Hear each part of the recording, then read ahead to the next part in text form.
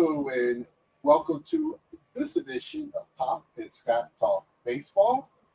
Hey, we're starting off with Francisco Lindor hits a leadoff home run for the Mets. How you doing today, Dad? On this Father's Day day, not even weekend; it's the day up. Yeah, we just all the kids, a lot of the parents running up to me, wishing me happy Father's Day at church today, and then I came home, grilled a steak, and we had a nice meal, and now we're doing this thing. Right. That's a good thing. Yeah. Nothing really. I don't have much. I haven't gotten started, so I don't got a lot of rules off, but that's fine. But that's anything. I don't really have much. I mean, there's a couple of trades this week. The trade thing is starting up. To me, it seems to be a little early. But 3-4 weeks from the trade deadline. But what news do you have for us today? Well, I mean, the College World Series for the first time since they've gone to the 18 format. The 4 teams were from the SEC and 4 from the ACC. They're only from 2 conferences. So I mean, it would have been cool if they would have put all 4 in each side, so we would have had definitely an ACC versus SEC. Yeah, but they broke them up kind of funny, like. But anyway, it's 3 and 3, and they put 1 in each. Yeah. They put Tennessee in with all the ACC, and then they put, I forgot who it was over there with all this SEC teams. Clemson, maybe. But anyway, that's anyway. The other thing. I was a little upset the other. Well, not upset. I kind of figured Virginia wasn't going to beat North Carolina, but it was a good game, and it was a walk-off for North Carolina, 3-2. And now they play Tennessee. Well, that's what Carolina does too. I mean, and Virginia has to play Florida State. Florida State had a 9-3 lead on the number 1 team in the country, Tennessee, and they lost 11-10 or something like that. But anyway, crazy plan to play it too. Yeah. With Detroit, the Tigers, Javier Baez is out with a spinal problem. They weren't real sure about what it was, but there's no telling when he's coming back. Phillies, they still haven't. This is why the Phillies are so good. They're playing. You got them and the Yankees. The Yankees and the Phillies have the 2 best records in baseball, and the Phillies are playing without Turner. Turner's been out forever. And now they've lost Real Muto. Yeah. He's going to have knee surgery, and he's out for the year. So, and they're still winning. So it was fun watching the game Friday night and yesterday in Baltimore because there's so many Philly fans down there. It's like a World Series. And anyway, and they're 1-1. So today is the rubber game. And then Paul Skeens.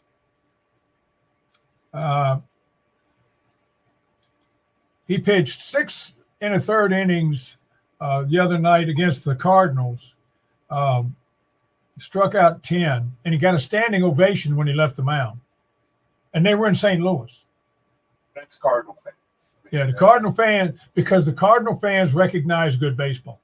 Yeah, so he got a standing ovation. The other thing is nobody's really talking about it, but they have a second pitcher on that team named Jared Jones. And between Jones and Skeens, they have the top 12 pitches over 101 miles an hour this year. Between the 2, top 12. They're on the same team. It's going to be kind of interesting to see who's going to win the National League Cy Young. It's a long season yet, but that Imanaga for the Cubs has looked real good. He's got a 186 earned run average or something like that, and Tarek Skubal of the Tigers, he's 8-1, has a 192 earned run average, so he looks like the favorite to win the Cy Young in the American League. two outstanding starting pitchers. You still got Ranger Suarez for the Phillies in the National League. and he's back now, and so he's there too. So it's going to be interesting. I'll tell you something here. This is what I think is going to be interesting. The All-Star team. If you're voting for the All-Star team in the American League, who are you putting at shortstop? Gunnar Henderson or Bobby Baseball? Both of them are having a great year. I mean, you talk about that's going to be a good race because both of those young men are really playing very well. Another thing I'd like to mention is that the national games on national television on Fox, the ratings are up 25% from last year, and on ESPN they're up 20%. And most of the local channels that are broadcasting the games locally are also forecasting higher ratings this year than last year, and last year's were higher than the year before. Right. So by shortening the game, the ratings have gone up. Yep. And our boy Daniel Vogelbach. I just wish it was more balls to play. That would make it even better. But I'm sorry, go ahead. Our boy Daniel Vogelbach got DFA'd by Toronto. He's hitting like 140. Yeah. In Atlanta, they don't have enough injuries. They lost Michael Harris yesterday. Oh, I didn't know that. Oh. The center fielder, he's gone out with a left hammy, and they don't know how long he'll be out. Well, he went out Friday. Yeah.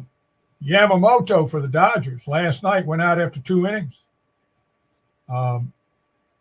He has a sore triceps, and they're checking him out today to see if he's going to have any problems. These injuries are starting to add up. I know that the way managers they want their pitchers to go out. Give me your 5 best innings. Just go 100%. We'll take over after that. Used to be 6, used to be 7, 8, 9, but now it's, hey, I want 100% on every pitch. In a realistic, you just can't do that. You've got to be able to pitch games. You've got to have some type of ability to pitch outside of just throwing as hard as you can. We talked about that. That general manager talking about people throwing 100 miles an hour the first day of spring training. He said, they can't sustain this. They can't. Your body can't sustain that. And we had a half of a show one day talking about how it goes all the way back to Little League, and all the travel ball and everything. We talk about this, but I'm just going to keep bringing it up. It's like the elephant in the room that nobody wants to talk about, because they love the 100-mile-an-hour pitching, and and they love the battles. It was a big deal when Skeens and Ohtani faced each other. But I don't want to see that. I want to see that young man pitch for 18 years. I don't want to see him pitch for 5. And Ohtani is having a rough time, and they think it's because everybody's talking about his arm, but he's had a sore hamstring since about the beginning of the season, and he's trying to play through it, and they think it's affecting his swing and everything. So, well, he's a lower half. He doesn't stride. He shifts his weight through his lower half without stepping, and it puts a lot of torque on the lower half. And the Orioles lost another starter. Kyle Bradish went back on the IL with a sore elbow. Mm-hmm. And Jackson Holiday went on the minor league injured list with a bad shoulder. He was the highlight of this past week. Again, I could have put 1 million. It seems like I could put 1,000 injuries on the, but I just hit the highlights. We talked about it before. People are like, why are there so many? You got to understand, there's a lot of money tied up with these players. So if they tweak something, they're gonna put them on the IR. And especially now, in the last few years, they changed the IR, how it's structured. It's very flexible. You don't go on a 60-day and have to be out for 60 days. And they want to protect their money. And that's the guys that are. And it's been like that since they started paying the big bucks. and I can't blame them. It's Right. like an investment. You just don't throw money away when you have an investment. It's like any other investment. Speaking of investments, the Houston Astros finally got tired of Abreu and cut him. Now they're going to have to pay him $30 million over 2 years, but they got rid of him because he can't hit. He's shot. He's shot. He's not what he used to be. They've regretted that trade contract ever since they signed Yeah. it. Well, the White Sox knew what they were doing when they let him walk. Yeah, and Houston's going to be stuck for $30 million. The standing. That could be a team. Somebody asked me the other night where I think Pete was going to land, and I said Cubs, but now with this, the could land with the Astros.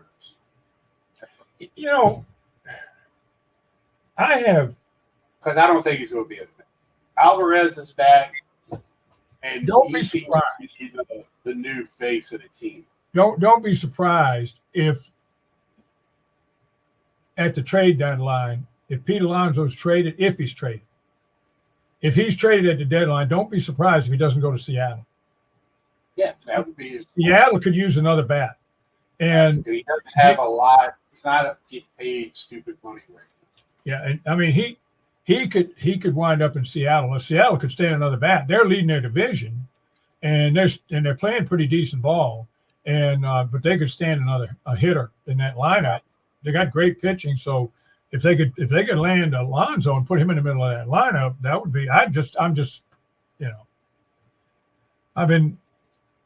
been kidding around about Seattle being, the Chargers by they can get just so far and they can't get over the hump. Well, they've had problems scoring runs if they got to the playoffs. And last year they missed the playoffs by 1 game, and they got shut out 4 times in the last week because they couldn't hit.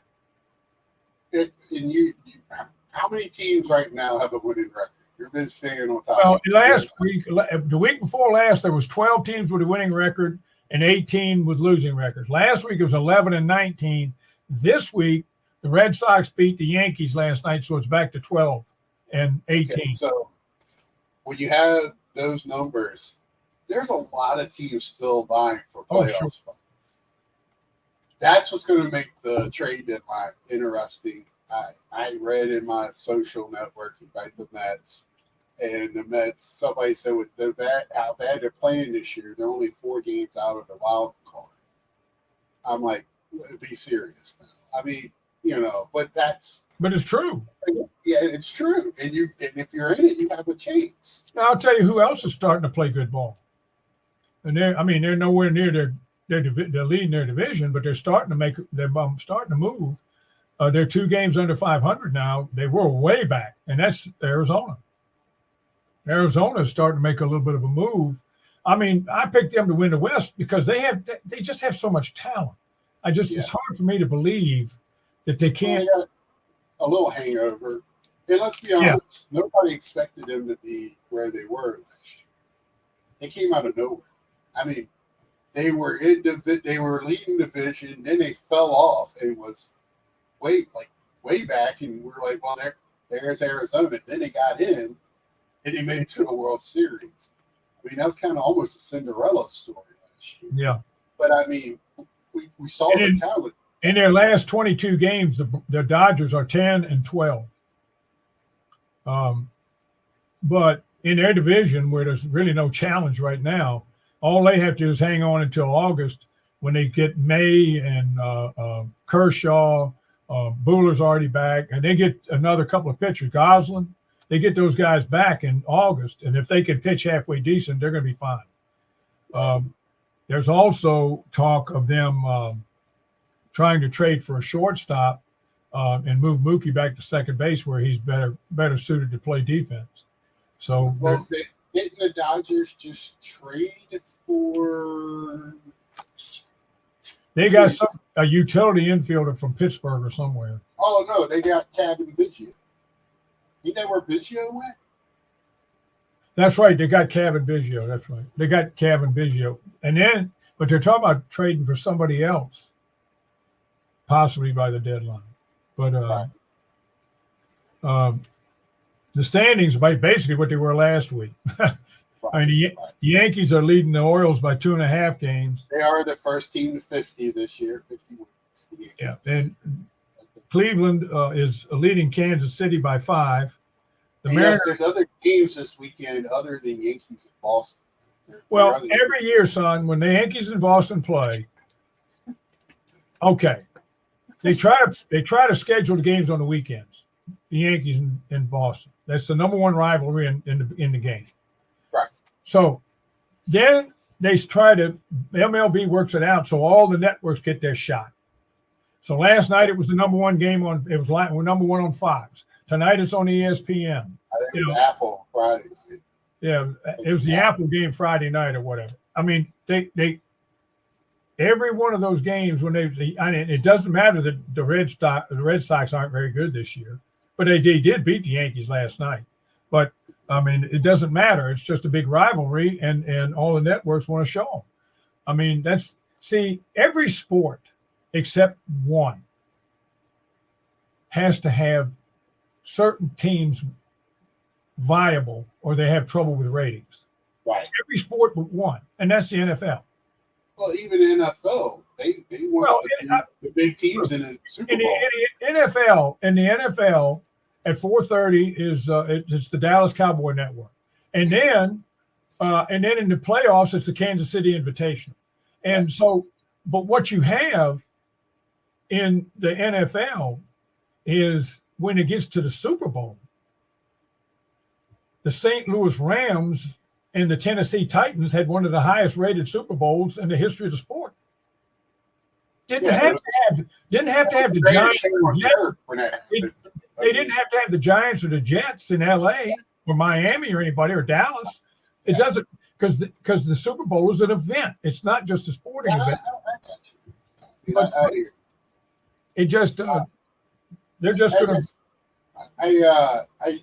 I'm just glad that baseball, like baseball is I like it. It's in the summer. It's kind of a casual game to watch. You don't have to have it on your TV. I have right now. I have the Virginia game on with the volume down. I don't, I can be doing other things. I could be watching another game as long as I can, or watch another TV show. It's a very, in the background type of sport. This doesn't have to be on like football or other things to be. And I think it's people realize that. Yeah, and it's and the other thing that intrigued me this week was they showed highlights. I was watching highlights on MLB. And they showed a few games where people actually bunted 2 and 3 times in the game to either sacrifice people or suicide squeeze. And the other thing was the Yankees have won 3 games this year in each game they hit 9 singles, not one extra base hit, but they still won the game because they moved people along, stole bases and everything. And so seeing them, it's like watching the old days when they played baseball like that all the time. That's the way the game was played. That's why you didn't have a shift in the old days, because people hit the ball the opposite field. If you put a shift up, it wasn't going to do any good. Well, I've been seeing, even though you can't legally have a shift, they move the opposite middle infielder right to the base. Well, they move him right to the base, and then he can move as soon as the pitcher goes into his windup.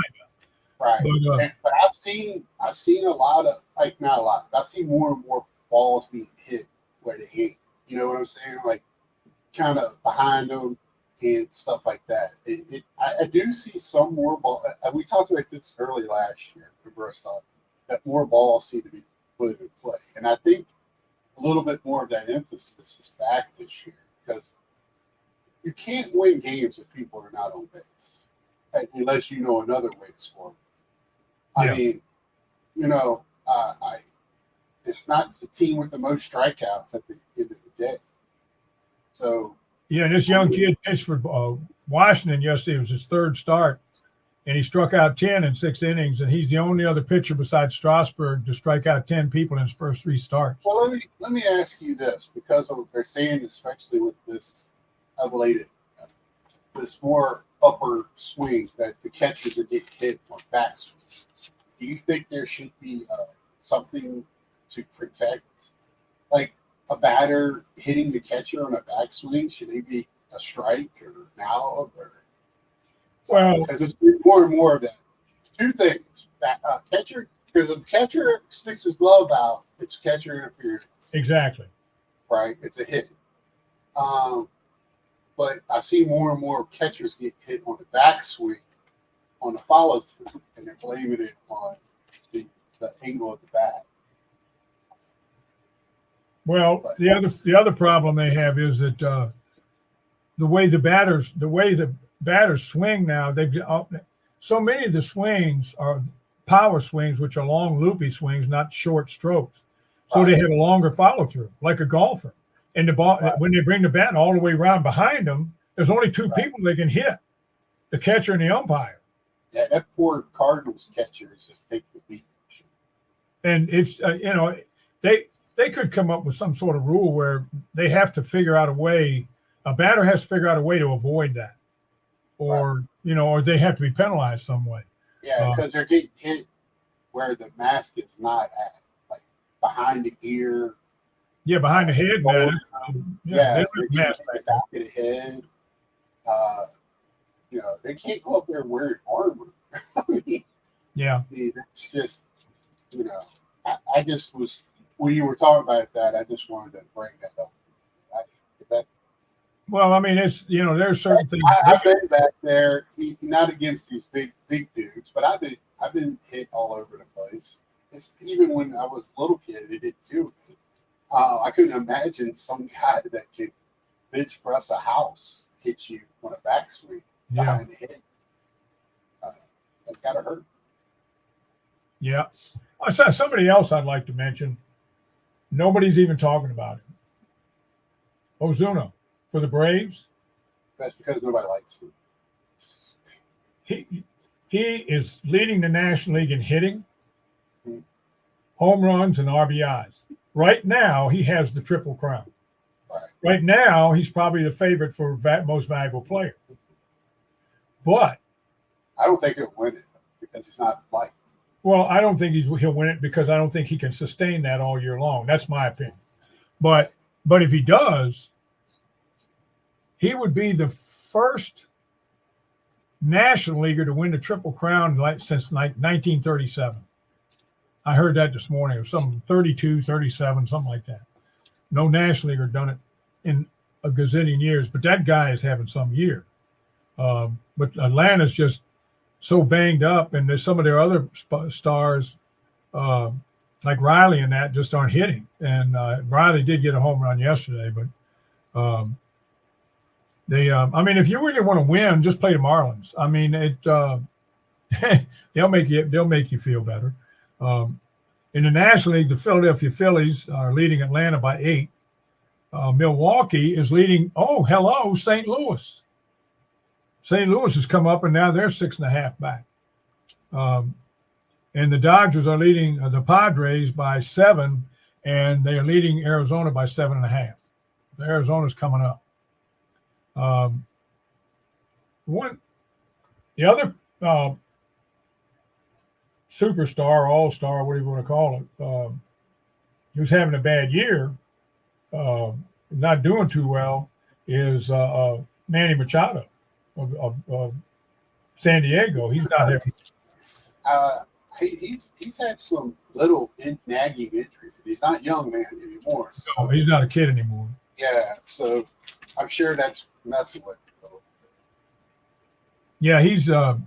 But they pointed that out. But I don't think anybody's going to try to get him. I just don't see it. I think the big thing this is some teams are going to want to try to get a starting pitcher, and some teams are going to want to get bullpen at the trading deadline. They're going to want to get. I think some bats might move this year because of the lack of scoring. Well, that's true too. I think we're going to see some bats move. And the other thing I just want to mention, I read an article on this, not this week, but last week.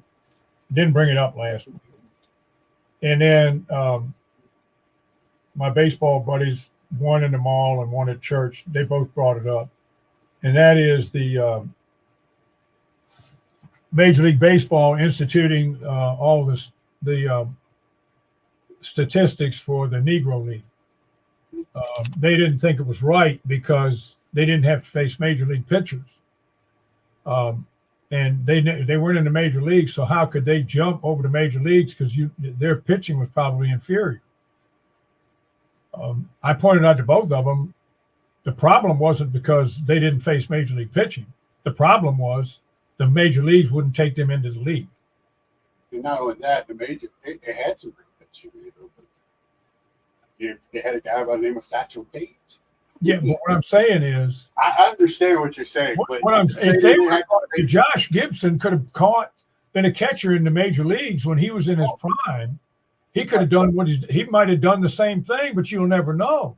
So the crime was they weren't allowed into the major leagues. Well, there was a lot of players that played in the Negro leagues that could have played in the major leagues lost years because of that. So yeah. And then some of them came to the major leagues and actually, of course, Jackie Robinson, but Larry Doby, Monty Irvin, there was several that came up and got the opportunity and had pretty good years. And you talk about Satchel Paige. Your grandmother took me to a baseball game in Richmond to see the Richmond Virginians play. And they were playing, I can't remember who they were playing, but Satchel Paige was in the dugout for the opposing team. Now, he never did pitch that night, but he was in the dugout, and I did get a glimpse of him. Of course, he's the one with the famous line, don't look behind you because somebody might be gaining. And but it was I just mentioned that, and the guy said, well, that's a point. I mean, who knows how good they'd have been if they'd have played in the major leagues? You just don't know. The few that did get there did pretty well. I mean, for themselves. So I just wanted to bring that up because it was I could take it or leave it, but if they wanted to put their statistics up there, I'm fine with it. I have no problem with it. Some of those guys were outstanding baseball players, and I think is it this week or next week they play the game in the oldest ballpark in the country down in Birmingham. Yeah, I think I know it's coming up. I can't remember. I'm not sure when it is, but that's going to be a big game. They played a game there last year. But that's all I've got this week. I mean, I've watched a lot of baseball because, boy, I'm telling you, there's games on all over the place. And I think seeing people bunting more, trying to hit and run, stealing bases is, now that they've changed the rules, stealing a base is not that hard. But so there's a lot of steals. But there's still an awful lot when you get the bases loaded and people swinging from their heels on the third strike, instead of trying to just make contact. They're still trying to hit a home run and striking out and leaving a lot of people on base. And I hate to see that, but I know I get critical of some of the way some of these players and not paying attention to the third base coach, watching the ball instead of looking at the coach to tell him where to run and stuff like that and losing a step. Jogging to first base when they hit a long fly ball because they think it's a home run and then it hits the wall and it's a single. No. Have I got anywhere near that talent? No way. But I don't criticize them because of that. I criticize them because these men are making millions of dollars. And they're not doing their job the way they should. I did see a highlight this week of a low A ball, I think, where a guy hit a deep rocket. He thought it was out. The guy caught it, and he was already in his home run jog. He didn't realize it was caught until he was halfway home from third base. The catcher was like, and he turned around and he went, oh, because he put his back, he started to do his job. The guy caught, he didn't even catch it against the fence. He hit a rocket, but it wasn't far. Yeah, I thought that was pretty cool. I was watching the Orioles game the other night, and after the game, they showed some of Gunnar Henderson's defensive highlights for the week. For the week, not the season, the week. I mean, the guy, for a guy his size, for him to cover the ground he covers at shortstop, he's just, he's like Cal, big and mobile and got a rocket arm, and He's just a fantastic player, and the Orioles are lucky to have him and Rushman, and they can build that team around him. And then Santander hit 2 home runs yesterday to beat Philadelphia. That's some big wins when you could beat. And they need those wins because I think they need that confidence going into the playoffs because they lacked that last year. Well, they're a brand new team. I mean, the last year they were a year ahead of schedule, and here they are. They won the division, and and then they didn't play well in the playoffs. But they weren't the only division winner that didn't play well in the playoffs. Right, that's true. Everybody came through. I've always said that you got to make the playoffs. It don't matter now if you're division or. Oh no, it doesn't matter. No, it's a totally different. The way the game is played, what you need on your team, it's totally different when it comes to the playoffs than a season. So how your team is built. It's tough to be built to win a long season and win the playoffs. It's tough. Well, Dad, let's end it on that. That's fine. That's fine. We might have a little more next week, and yeah. And then the intervening weeks, we're going to be coming up on the All-Star game too. Right. More to talk about.